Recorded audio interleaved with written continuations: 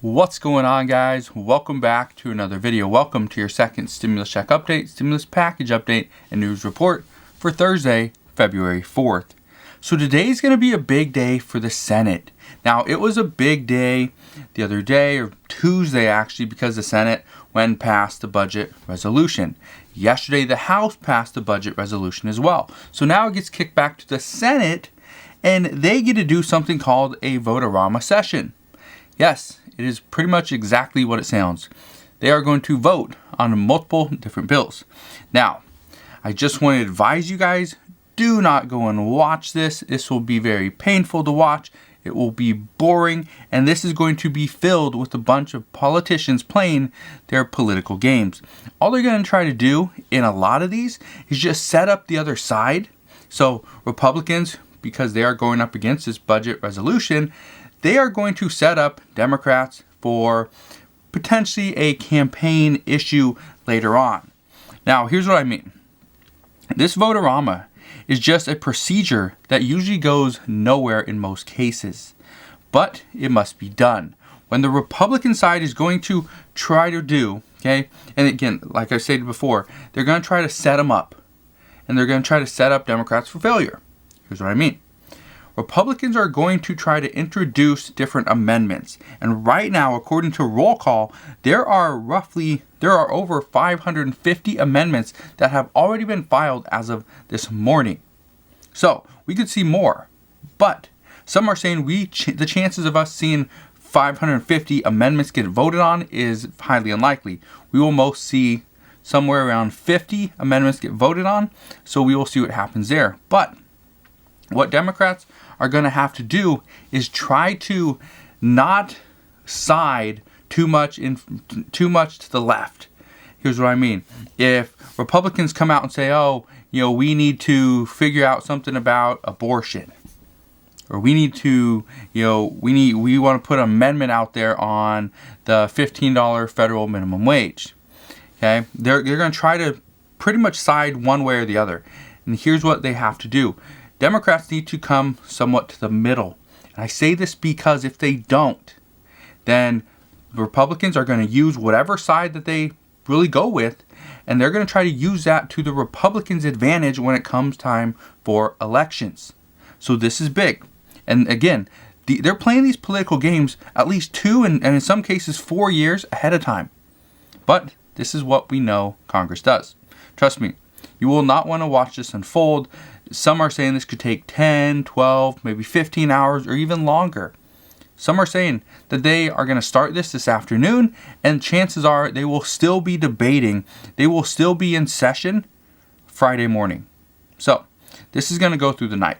Now, some of these amendments to this $1.9 trillion stimulus package could actually stick, but most will not. What we are hearing is that President Biden is open to working with Republicans on the stimulus check eligibility. So it depends on how much they come back with. We already know the GOP, or the Senate Republicans that did that proposal on Monday, they proposed $40,000 for individuals and a firm cutoff at $50,000 for a stimulus check. For families or for couples filing jointly, it was $80,000 and the firm cutoff was $100,000. Well, according to the most recent reports, President Biden is open to a $5,100 eligibility. However, he does not want a firm cutoff. He wants it to start phasing out at that point. So we will see what's in the amendment today, but that is what many people are talking about. Now, like I said earlier, not every vote, not every amendment is going to get a vote, but many will. Some expect there will be around 50 amendments that get voted on. And if the amendment passes, here's the other issue, that if the amendment passes, this bill has to be kicked back to the House, and the House has to repass the budget resolution with the new amendments included. So, what I can tell you is the House will be in session. They are staying in session until tomorrow, just in case any amendment, even if it's one amendment, the House has to vote on this. So because of that, in order to speed up this negotiation, to speed up the budget resolution and the reconciliation, the House is going to stay in session just in case. So they're not really working on anything, but they're going to stay in session. Now, I understand this is a lot of games. This is a lot of just back and forth bickering among, elderly people. A lot of these are, 60, 70, 80-year-old, politicians. But if we want to see a $1,400 stimulus check, and yes, that's $1,400 to filers, their spouses, their children, and any adult dependents. If we want to see that, if we want to see a $400 per week unemployment benefit until September 30th, we want to see additional vaccine funding, school funding, additional rental assistance with a mortgage or eviction moratorium extension. If we want to see mortgage forbearance and a $15 federal minimum wage, in addition to $350 billion for state and local governments, then we have to go down this path. This is the path that we must take. Some people are saying that no, that this is not the right path to take. However, this, according to all Democrats, is the only option. According to Bernie Sanders, we cannot go down the path of bipartisanship when Republicans do not want to agree to talk. Yes, they want to give their side at $618 billion when Democrats are at $1.9 trillion. But Bernie Sanders says, no, that's not enough. We have to speed things up.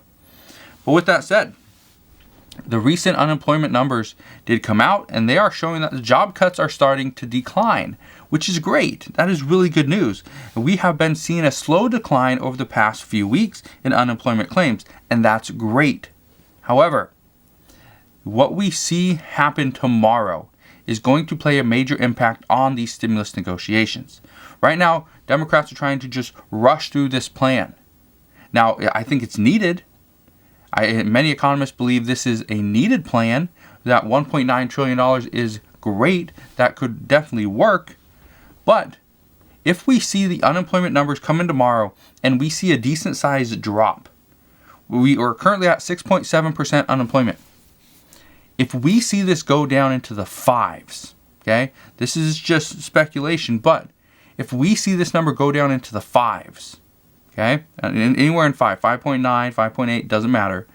If we see this, then the Biden administration and their $1.9 trillion stimulus package could get smaller even before it gets written. Here's the reason why many experts are saying this. This is not based off of Republicans wanting to do a smaller stimulus package. This has no bearing on Republicans.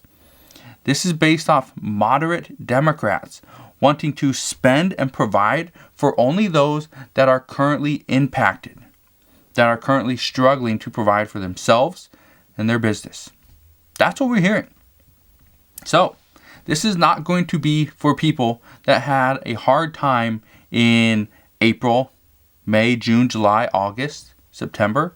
This is going to be for current issues, people that are currently struggling. So, what you need to understand is that if we see the unemployment numbers tomorrow, the jobs report come out, and I'll do a video first thing tomorrow morning kind of explaining what we're seeing, but if we see this come out and we see the number drop significantly, then this could ultimately hurt the size of the stimulus package. And again, that's not just Republicans that are fighting it. This is going to be Democrats, the moderates, that want to be a little bit more conservative. So, we will see what happens. But speaking of the past, let's talk about the EIDL Loan program that a lot of people have been asking about, because this is opening up again. It's already open. But what you need to understand is that the EIDL Loan program is the SBA program that gives small business loans to people that have been economically impacted, right? I believe it's the Economic Impact Disaster Loan or something like that. That's what EIDL stands for. Now, what could potentially happen is if you applied for the EIDL loan in the previous round, so you applied back in like August or something, I don't remember exactly when, but I think it was like July, August, around that time. If you applied back then and you didn't get a follow-up email, you didn't get the cash advance of $1,000, don't worry, because you will be in the first line of people that will get this email that could potentially see $1,000 or up to $10,000 in free money and forgivable as a forgivable loan. But what you need to keep in mind is the SBA is going to be sending out emails saying that you've been selected to receive the loan. However, I want you to follow up with them. But here's what I want you to do. Do not call the number on the loan. Don't do it. I say this because what you need to do is you need to ensure this is a legit email and this is not some type of scam. So here's what I want you to do. Look at the number on the email. Then go to Google and then type in SBA. And then you want to call the SBA number that you see on Google, that you get from the actual SBA.gov website. Do not call the one from the email. And I say this because even if the numbers are switched just a little bit, that could ultimately lead you down the path to, okay, I'm going to get scammed at some point. So, and I say this anytime you receive any type of letter or email, look it up on Google and see, is this legit or am I going to get scammed? Call the actual number that you see on their website. That 100% is going to be the safest way to do it. Now, in addition to that, we're seeing a lot of people getting their rental assistance accepted across the country at this point. That is really good news. Yes, we're about a month behind, but still, that is really good news. What you need to do, if you are behind even 1 month with your rent, or you know you do not get paid a lot, but you've been very conservative, you've cut back on a lot of things, and you've been paying your rent with some of the food money, or instead of paying some of your bills, you've been paying rent. That's great. However, what you need to understand is even if you're all caught up on rent, that doesn't mean you can't still get some benefits for the months ahead. What I mean by this is many rental assistance programs allow you to, okay, yeah, I'm struggling with paying some bills, but I'm able to pay my rent. Well, if you're struggling in any way, they're saying we will help you out. We'll pay your rent, and you take that rent money and you put it towards your other bills. So they find a way to do this, and that's incredible. It's with utilities, electric, water, sewer, garbage, okay, even internet. They will help you out. So here's what I want you to do. First, go to Google, or you can also always call your housing authority, your local housing authority. But what I recommend is go to Google and type in either your city, your county, or your state, and then type in rental assistance. So let's say I live in Seattle, Washington. I would type in Seattle rental assistance or King County rental assistance, just to give you an example. So it was soon as the applications are open, you can apply.